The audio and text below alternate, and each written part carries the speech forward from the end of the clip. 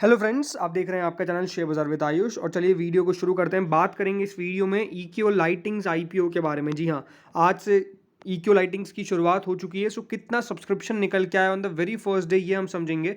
कितना पैसा निकल के आया है, कितना यहाँ पर सब्सक्रिप्शन है by all the three categories, कितना करंट ग्रे मार्केट है, एंड सबसे important question whether to apply और वेदर टू अवॉइड। तो वीडियो को पूरा ज़रूर देखिएगा। फर्स्ट टाइम फ्रेंड्स, अगर आपने चैनल को विजिट किया है, चैनल को ज़रूर सब्सक्राइब आप लोग कर लीजिएगा। सो फ्रेंड्स, ईक्यू लाइटिंग्स का फर्स्ट जस्ट कंक्लूड हो चुका है। अब ये बात ध्यान रखिएगा, ये 2 दिन और खुला रहेगा। कौन कौन सी तारीख है वो? 7th ऑफ जून और 8th ऑफ जून, ये 2 तारीख है दोस्तों जब ये इशू अभी और खुला रहेगा, 7th and 8th of June. Face value दोस्तों कंपनी ने 10 रुपये प्रति शेयर की रखी है। 270 से 285 रुपीज़ का प्राइस बैंड जो है वो तय किया गया है कंपनी के द्वारा। लॉट साइज करीबन 52 शेयर्स का है। 607 करोड़ का दोस्तों ये पूरा इशू है। फ्रेश इशू है करीबन 350 करोड़ का।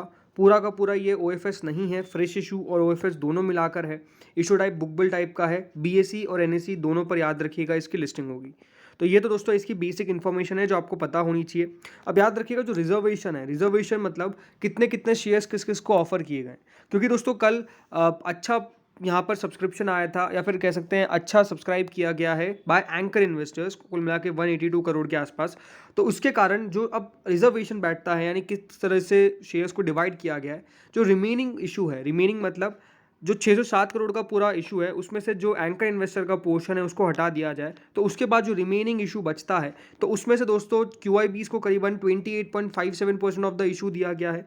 यानी ऑफ द रिमेनिंग इशू करीबन वो यहाँ पर जो शेयर्स ऑफर किए गए हैं इस प्रकार के हैं। देन एचएनआईएस को 21.43% ऑफ द इशू दिया गया है, और रिटेल को दोस्तों करीबन 50% ऑफ द इशू जो है वो दिया गया है। तो कुल इस प्रकार से शेयर्स का यहाँ पर डिवीजन किया गया है between all the three categories. HNIs में भी देखा जाए तो 2 कैटेगरी होती है, फिर small HNI, big HNI, 2 category होती है। लेकिन हाँ, ये इंपॉर्टेंट है समझने का, ये 3 कैटेगरी आपको पता होनी चाहिए। अब समझते हैं कितना कितना पैसा आया है ऑन द फर्स्ट डे। तो क्यूआईबीज की अगर मैं बात करता हूं तो दोस्तों क्यूआईबीज ने पहले दिन कुल मिला के 0.30 टाइम्स इस इशू को भरा है। जी हाँ, 0.30 टाइम्स भरा, यानी कुल मिला के 36.53 करोड़ की जो बिड है वो आई है बाय द क्यूआईबीज। कुल मिला के इस प्रकार का पैसा जो है वो यहाँ पर निकल कर आया है क्यूआईबीज के द्वारा। ज़्यादा पैसा नहीं हम कह सकते हैं पहले दिन, लेकिन ये बात ध्यान रखिए क्यूआईबीज आखिरी दिन पैसा लगाते हैं। आखिरी दिन जो है वो सब्सक्रिप्शन आता है क्यूआईबीज के द्वारा, तो ज़्यादा कोई चिंता वाली बात नहीं है। अगला आता है एचएनआई कैटेगरी। और एचएनआई कैटेगरी ने सब्सक्रिप्शन काफ़ी बढ़िया किया है और काफ़ी चौंकाने वाला किया है, बहुत ज़्यादा इंप्रेसिव मैं सब्सक्रिप्शन कह सकता हूँ। एचएनआई कैटेगरी ने दोस्तों पहले दिन ही कुल मिला के 3.07 टाइम्स इस इशू को भर दिया है। मतलब पहले दिन ही आप कह सकते हैं अच्छा खासा पैसा एचएनआई की तरफ से आया है, जिसमें 279 करोड़ की जो बिड है वो आई है। कुल मिला के 279 करोड़ की टोटल बिड है। अब 279 करोड़ में से भी देखिए जो बिग एचएनआईज है उनके द्वारा जो है करीबन 2.39 टाइम्स लगाया गया है, यानी 145.20 करोड़ की बिड यहाँ पे बिग एचएनआईज के द्वारा लगाया गया। बिग एचएनआईज कौन होते हैं? बिग एचएनआईज वो होते हैं दोस्तों जिनकी बिड जो होती है वो अबाउट 10 लाख की होती है। स्मॉल एचएनआईज ने 4.4 टाइम दोस्तों पहले दिन लगा दिया है, यानी स्मॉल एचएनआईज तो काफ़ी बढ़िया तरीके से पैसा लगाया।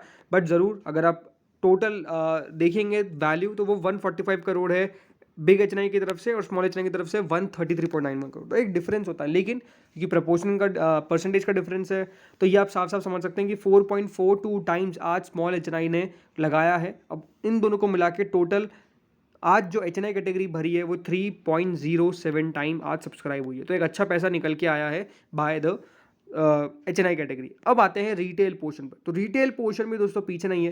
रिटेल कैटेगरी आज कुल मिला के 1.70 टाइम इस इशू को सब्सक्राइब किया है, और कुल मिला के 360 करोड़, यानी इन टर्म्स ऑफ वैल्यू सबसे ज़्यादा पैसा जो है वो आज दोस्तों रिटेल कैटेगरी की तरफ से आया है। जी हाँ, रिटेल कैटेगरी ने आज सबसे ज़्यादा पैसा लगाया है। कुल मिला के आज रिटेल कैटेगरी ने 1.70 टाइम सब्सक्राइब किया। जरूर इन टर्म्स ऑफ परसेंटेज आपको सबसे ज़्यादा एचएनआई कैटेगरी का नजर आता है, लेकिन in terms of value 360 crore की जो बिड है वो सिर्फ रिटेल की तरफ से आ गई है। और कुल मिला के पहले दिन ही ये इशू फुल्ली सब्सक्राइब हो गया है। जी हाँ, बहुत सारे इशूज हमने देखे थे मेन बोर्ड के, पहले दिन, दूसरे दिन, तीसरे दिन जाके जब फाइनल डे होता तब जाके फुल्ली सब्सक्राइब हो पाते थे, लेकिन ये on the very first day he fully subscribe हो गया है। 1.59 टाइम सब्सक्रिप्शन जो है वो टोटल निकल के आया है और पहले दिन में, और कुल मिला के 676 0.32 करोड़ की जो बिड है वो निकल के आई है पहले दिन के अंदर। तो एक बहुत ही दमदार पैसा, बहुत ही बढ़िया पैसा, बहुत ही अच्छा सब्सक्रिप्शन हम कह सकते हैं पहले दिन देखने को मिला है।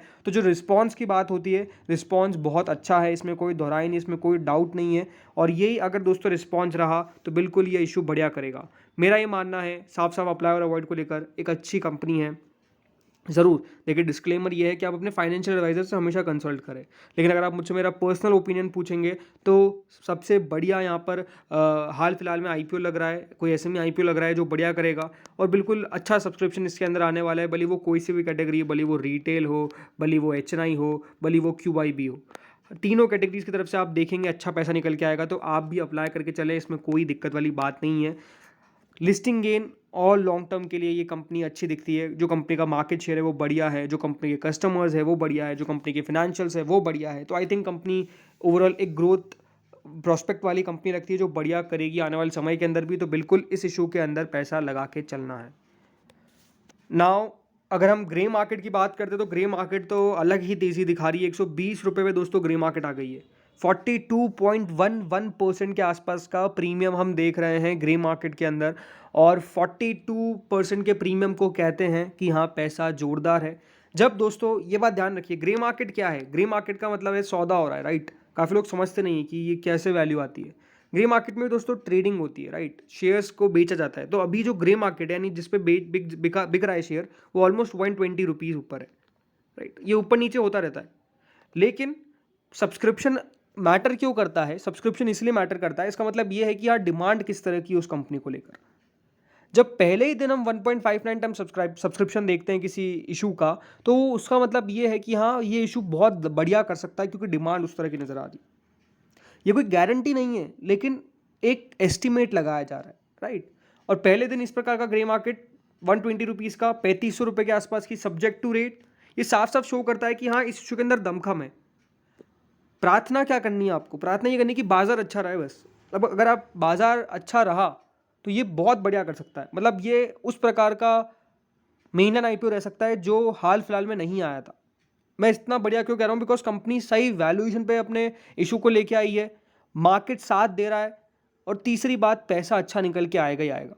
जब इस शुरुआत की दो चीज़ें अच्छी होती है ना, पहला तो मार्केट अच्छा और दूसरा वैल्यूएशन सही, तो ये बात ध्यान रखिए वो इशू बढ़िया करेगा ही करेगा। इनमें से एक भी चीज़ सही नहीं है, फॉर एग्जाम्पल मार्केट खराब है और वैल्यूएशन सही है, तब भी वो आईपीओ जो है पिट जाएगा इन टर्म्स ऑफ वैल्यू। हो सकता है कि लिस्टिंग पे अच्छा करे। एग्जाम्पल कौन सा? एग्जाम्पल आपको मैनकाइंड फार्मा का दिखता है, पैसा निकल के नहीं आया था बट स्टिल वो इशू बढ़िया क्यों किया? वैल्यूएशन सही थी, और कह सकते हैं पैसा उस तरह का निकल के नहीं आया, तब भी जिन्होंने लगाया उनको अच्छा खासा पैसा बना के दिया। बट हाँ ये बात इस पर भी साफ है, जैसे मैंने बताया, ज़्यादा वीडियो को लंबा नहीं खींचेंगे, लेकिन हाँ ये है कि ईक्यू लाइटिंग अच्छा दिख रहा है, ग्रे मार्केट अच्छी दिख रही है। अभी तक जो भी हम कह सकते हैं कि पॉइंट्स है वो कंपनी टिक कर रही है और इसीलिए पैसा अच्छा निकल के आ रहा है। तो इस वीडियो में इतना ही था, होपफुली बढ़िया लगा होगा। Thank you friends for watching.